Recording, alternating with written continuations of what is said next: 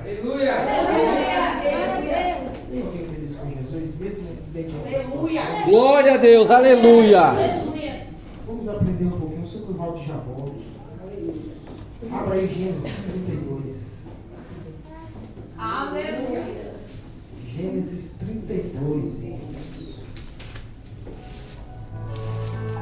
Gênesis 32. Louvado seja o nome do Senhor.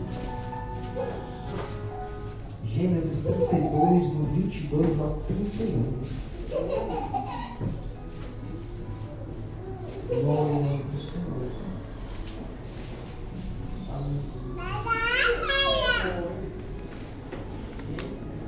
Gênesis capítulo 32.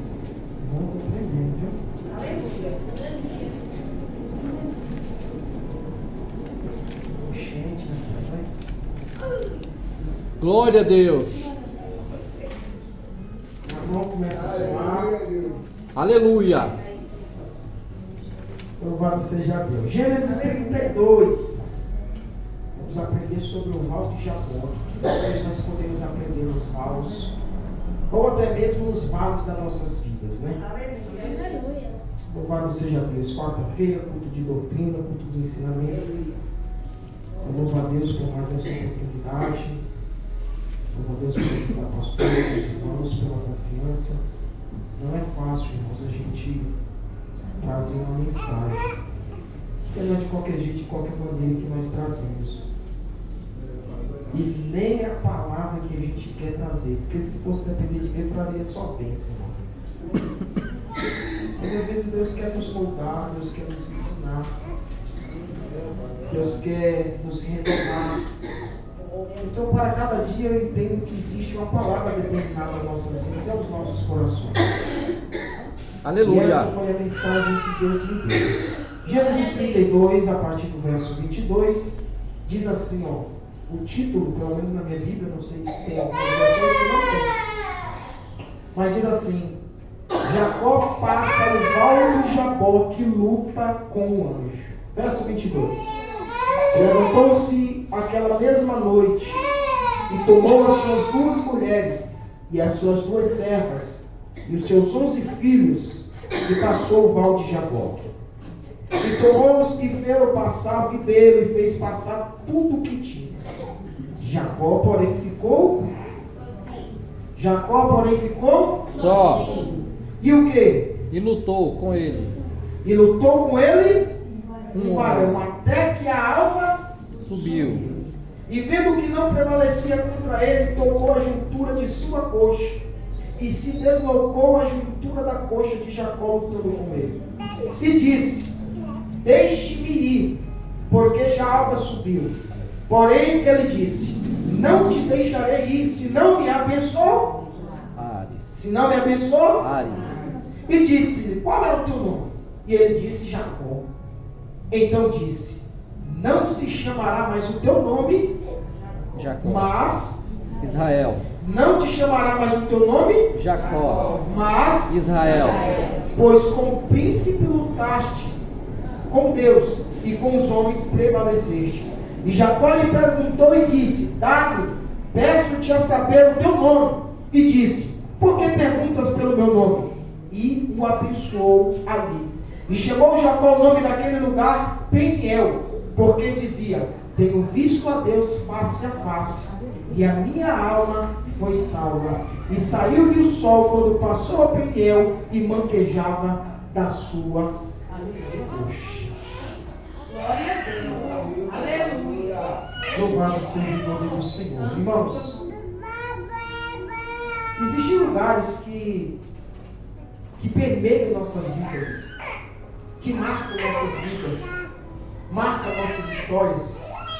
Eu tenho certeza que se parar para perguntar para cada um nesta noite, vai ter um lugar específico que vai te lembrar algo, que vai te trazer à memória alguma coisa. E são lugares que marcam. São lugares que, como uma cicatriz, que nós olhamos para o nosso corpo e nós temos o pensamento de falar: nossa, eu lembro dessa cicatriz. E assim também são lugares na Bíblia. A Bíblia é repleta de lugares que falam a respeito de lembranças. E quando se trata de val ou vales, simboliza sofrimento, correção, disciplina, instrução, porque é no momento da dor que aprendemos, não é no momento da bonança, porque geralmente no momento da bonança nós esquecemos de agradecer, no momento da alegria nós esquecemos de louvar, mas só vamos nos render quando nós estamos passando por situação difícil, talvez um vale, talvez uma situação que não esperávamos estar passando. Eu mesmo, é algo que eu vou recordar na minha vida. E é algo que ficou marcado para a minha vida. Foi o meu momento em que eu estive preso. Foi um momento marcante. Só que foi um momento onde Deus me disciplinou. Só que foi um momento onde Deus me instruiu. Só que foi um momento onde Deus fez eu conhecer Ele. Face a face. Porque até então nós só conhecemos Deus de ouvir falar. Nós só conhecemos o Deus de ouvir falar. E vamos conhecer a Deus somente no momento de adversidade, em que eu e você estiver no vale. Por quê? Porque nós vamos ver a manifestação da presença de Deus. E é nesses momentos. E aqui nós vamos estar diante de uma história onde Jacó ele passa no vale de Jacó. Quem foi Jacó? Filho de Isaac. Quem foi Isaac? Filho da promessa, filho de Abraão. Só que Isaac, ele gerou dois. E nós temos como Jacó como enganador, mas a palavra Jacó não significa enganador, irmãos. A palavra Jacó, o significado da palavra Jacó é aquele que agarra. Porque esse é o sentido original da palavra Jacó. É aquele que agarra.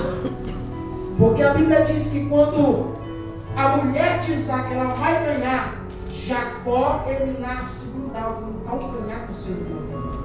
Ele era gêmeos. Mas alguns têm tido como ele usurpador. Só que Jacó não foi alguém que ele planejou, ele tramou, ele fez coisas para enganar, para se engrandecer, para crescer. Só que esquecendo ele, que as coisas vão chegar, as consequências vão chegar. A Bíblia diz então que ele sai agora, o pai dele já está velho de idade, avançado de idade, já não consegue enxergar direito.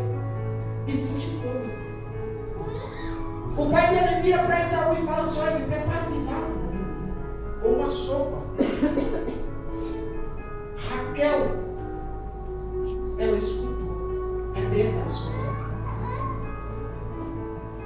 E Rebeca, ela amava Jacó. Então ela planeja e fala: olha, vai na frente, vou preparar a sopa que seu pai gosta. O seu irmão foi sair para caçar, mas vai você lá. Então ali começou. A mãe dele então veste ele com pelo de ovelha para ficar cabeludo, porque Esaú era cabeludo, Jacó não. Só que o pai ele reconhece a voz, sim ou não? Em meio à multidão, o nosso Pai Celestial, ele conhece a minha voz e conhece a tua voz. Ele chega então, se apresenta para Isaac. Isaac fala: mas tão rápido? A caça foi rápida. É, meu pai, aprove Deus abençoar. Isaac fala: chega aqui, Jacó, deixa eu te apalpar, deixa eu te pegar. E começa então a pegar de Jacó. E fala: as mãos é do meu filho Esaú, mas a voz é de Jacó.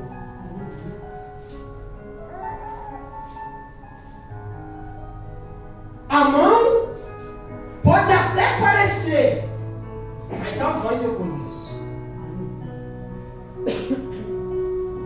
E quantas vezes pensamos que Deus não conhece o nosso clamor, não conhece a nossa voz, não conhece a nossa súplica. Lembra de Lucas capítulo 7, se não me falha a memória, a partir do verso 17 ou do verso 11, que fala da viúva de Naim? Que Deus ele diz assim: Deus se movendo de íntima compaixão, aquela multidão oprimia aquela mulher chorando. se lamentando, pranteando, por quê? Porque a mulher tinha enterrado o marido e agora não enterrar seu filho. E uma multidão acompanhava ela chorando. E naquela época as pessoas eram pagas para ir nos funerais, chorar, lamentar. Enquanto a gente está nos acompanhando, muitas vezes somente chorando, se lamentando, pelo que a gente passa, pelo que a gente enfrenta. Mas entenda uma coisa, ainda que essas pessoas nos acompanhem, do outro lado estava vindo a multidão com o milagre. No outro lado estava vindo a multidão com Jesus. Imediatamente quando Jesus chega à porta da cidade, ele olha para a mulher. Ele não olhou para a multidão. Ele poderia olhar para qualquer um naquele momento. Qualquer um estava chorando. Só que ele olhou exclusivamente para a mulher e falou: filha, por que choras? O texto diz que ele fala: vendo-a, artigo definido no final, vendo-a. Jesus, ele não vê qualquer coisa. Deus, ele não vê qualquer coisa. Deus, ele não olha para qualquer um. Deus, ele olha exclusivamente para aquele que tem chamado e promessa. Deus, ele olha exclusivamente para mim e para você. Não é de qualquer jeito, não é de qualquer maneira, mas ele tem um olhar de misericórdia, um olhar de compaixão e um olhar de graça. Aleluia. Aleluia, Deus. Ainda que nos apedreche, ainda que olhe para a gente e fale assim: essa aí é nada, essa